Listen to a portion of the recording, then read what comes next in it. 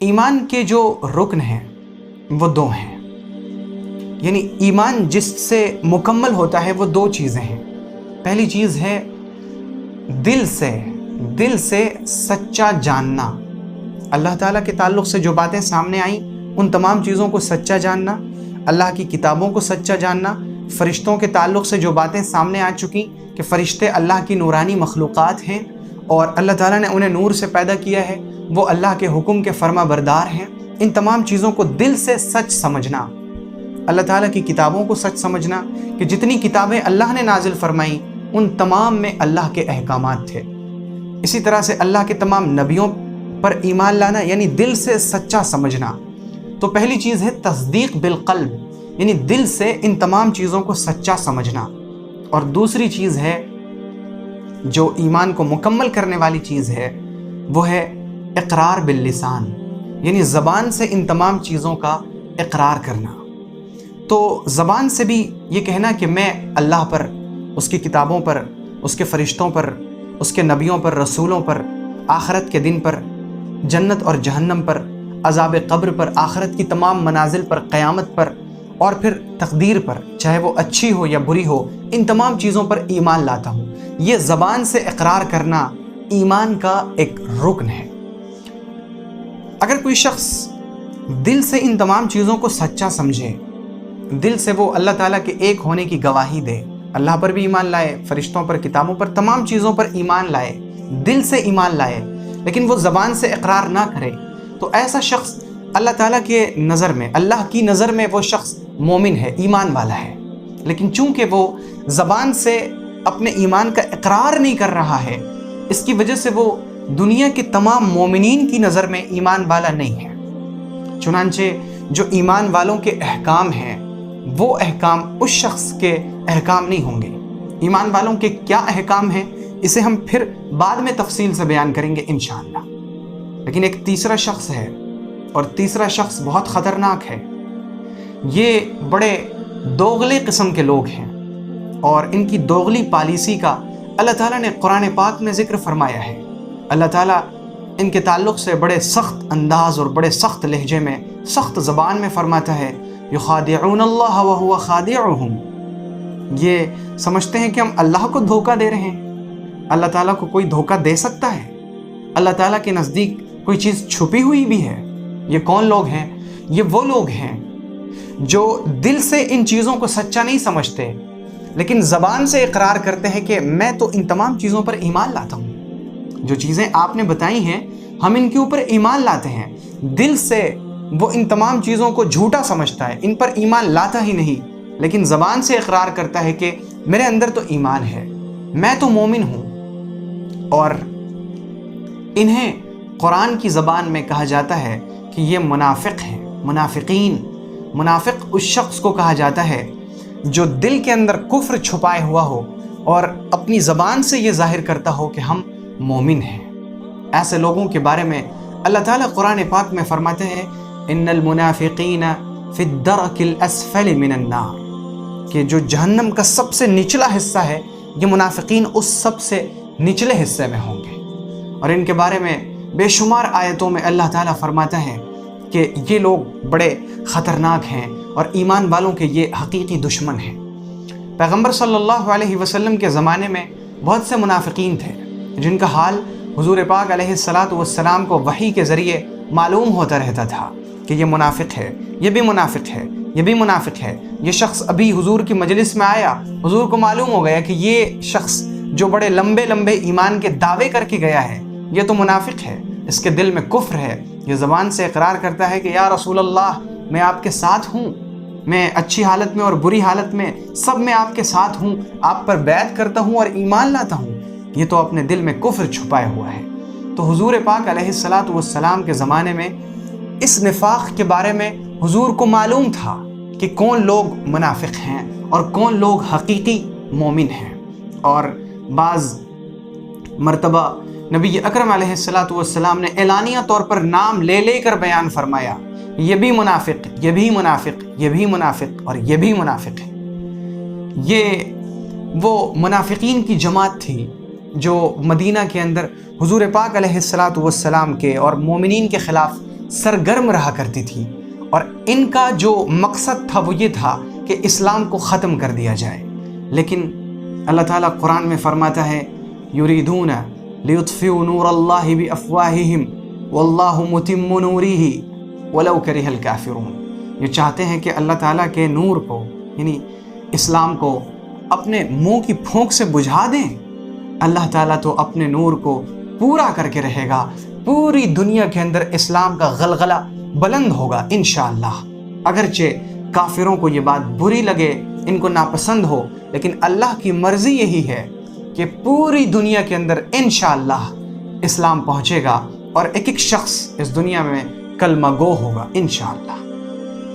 तो ईमान के जो दो अरकान हुए, एक तो है इकरार बिल लिसान, ज़बान से इकरार करना, और दूसरा है तस्दीक बिल क़ल्ब, दिल से सच्चा समझना। तो इसके एतबार से लोगों की फिर तीन किस्में हो गई।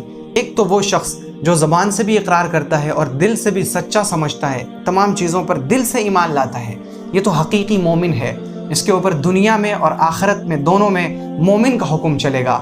यानी दुनिया में इसको मोमिन के हुकूक मिलेंगे, और जब ये आखिरत में अल्लाह के पास जाएगा तो अल्लाह ताला अगर इसके आमाल सही हुए, अल्लाह ताला इसे जन्नत में जगह अता फरमाएगा। और दूसरा शख्स जो दिल से तो सच्चा समझता है लेकिन ज़बान से इकरार नहीं करता, तो ऐसा शख्स अल्लाह की नज़र में मोमिन है, लेकिन ईमान वालों की नज़र में वो शख्स काफिर होगा, क्योंकि उसने ज़बान से इकरार किया ही नहीं है। और तीसरा शख्स वो है जो दिल से ईमान नहीं लाता, सिर्फ ज़बान से इकरार करता है कि हम ईमान वाले हैं, ये लोग मुनाफिक हैं।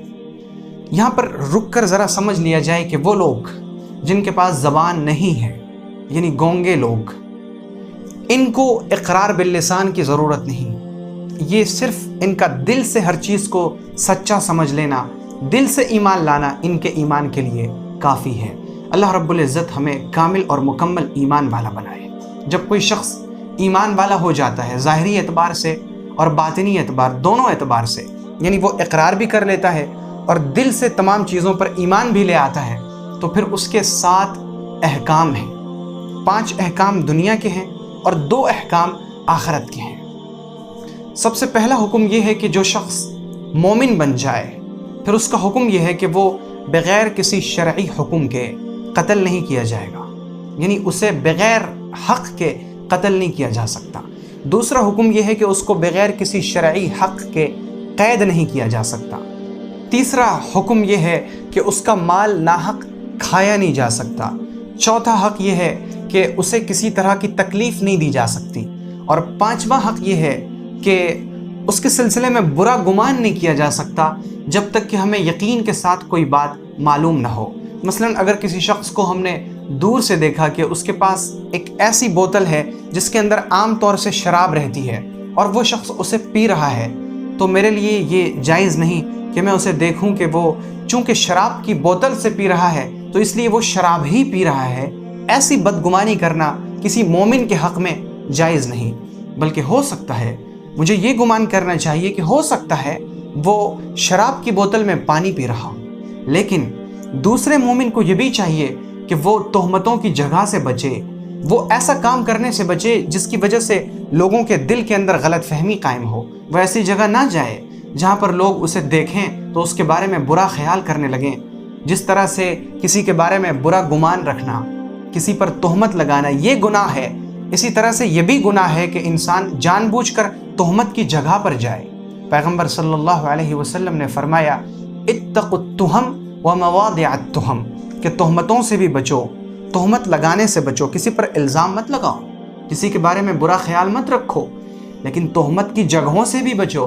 तुम ऐसी जगहों पर भी मत जाओ कि लोग तुम्हें देखें तो तुम्हारे बारे में बुरा गुमान और बुरा ख्याल करें। तो ये 5 हुकूक हैं ईमान वालों के, ये 5 अहकाम हैं जो दुनिया के अंदर उसके ऊपर नाफिज होंगे कि जब कोई शख्स इकरार भी करेगा ज़बान से और दिल से सच्चा भी जानेगा, दिल से भी तमाम चीज़ों पर ईमान लाएगा, तो फिर उसका हुक्म ये 5 अहकाम हुए कि उसे बग़ैर किसी शरई हक़ के कत्ल नहीं किया जा सकता, उसे कैद नहीं किया जा सकता, उसका माल नाहक खाया नहीं जा सकता, उसे तकलीफ़ नहीं दी जा सकती और उसके सिलसिले में बदगुमानी नहीं की जा सकती।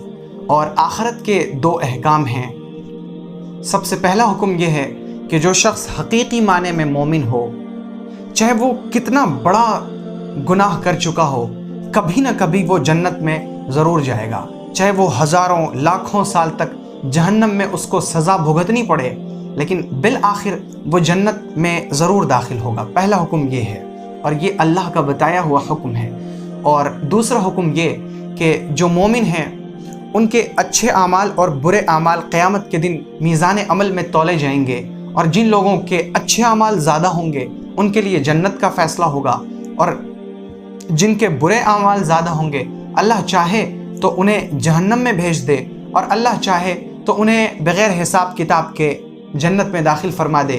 یہ اللہ کی مرضی ہے۔ تو مومن قطعی کے لیے یہ 7 احکام ہوئے، 5 احکام دنیا کے اور 2 احکام آخرت سے متعلق ہیں۔ اور اس کے علاوہ وہ شخص جو منافق ہے، جو زبان سے ایمان کا اقرار کرتا ہے لیکن دل میں کفر چھپاتا ہے، ایسا شخص حقیقی معنی میں کافر ہے، اور یہ شخص شروع سے لے کر ہمیشہ ہمیش تک جہنم کے اندر رہے گا، اور اس کا جو ٹھکانہ ہے وہ جہنم کا سب سے نچلا حصہ ہے۔ یہ منافق اعتقادی ہے۔ ایک اور منافق ہے منافق عملی، جسے ہم کبھی اور انشاءاللہ کسی اور علمی مجلس میں اگر موقع ملا تو اسے بھی تفصیل کے ساتھ بیان کرنے کی کوشش کریں گے۔ اگر آپ کو یہ ویڈیو پسند آئی ہو تو ویڈیو کو لائک کریں اور شیئر کریں، اور چینل کو سبسکرائب کرنا ہرگز نہ بھولیں۔